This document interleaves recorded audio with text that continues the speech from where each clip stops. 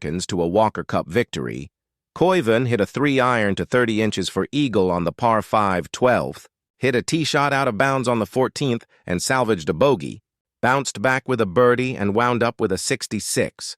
Henley lives in Columbus, Georgia, about 30 miles from Auburn, where Griffin enters his junior year, and they know each other well. I ran into Russell Henley on the range and told him I was going to catch him, Griffin said, so that was my objective. They tied, 3 behind Griffin, who was at 14 under 130, J.J. Spawn, the U.S. Open champion who also will be at Bethpage Black, did just enough right for a 68 and was 5 shots behind, along with Lanto Griffin, 70. Silverado has 10 players on the U.S. team, with Captain Keegan Bradley checking in on all of them. The victory was getting so many U.S. players to compete and stay sharp, unlike 2 years ago, when so many of them had gone a month without competition before the Ryder Cup. I wouldn't even say my mindset's been Ryder Cup. I've been pretty focused on this golf tournament, Griffin said.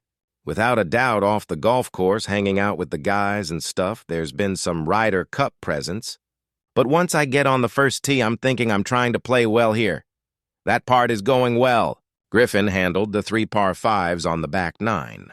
Hit a beautiful tee shot to a left pin over a steep bunker on the par 3 second, and otherwise endured very little stress on a breezy morning in wine country. He is one of 4 Ryder Cup rookies, along with Henley, Spawn, and Cameron Young.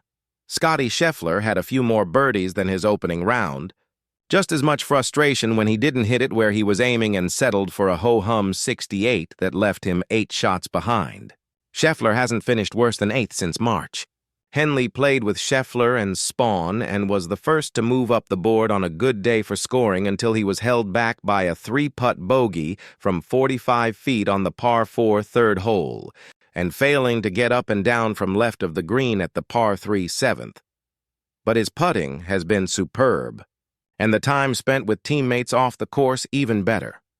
It's a dream come true being able to play on the team, and getting to play with 2 teammates this week was really cool these first 2 days, Henley said. Definitely thinking about it a lot, but trying to make sure this is a good week of prep. Henley and Scheffler went 2-1 together at the President's Cup and were grouped in practice and the weekday rounds for this tournament. Spawn hasn't felt he terribly sharp, but he said he was scraping it around to post a score. It wasn't great, but it wasn't terrible, Spawn said. I mean, I took advantage of some really good iron shots and made a few putts outside of 3 feet and called it a day. Not so for Griffin.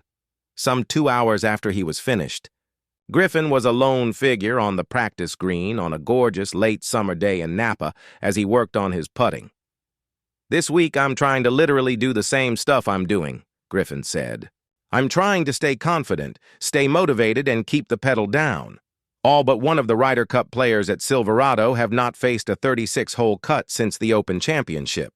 Sam Burns and Patrick Cantlay were right on the cut line when they finished and made it on the number to extend Ryder Cup preparations by 2 days.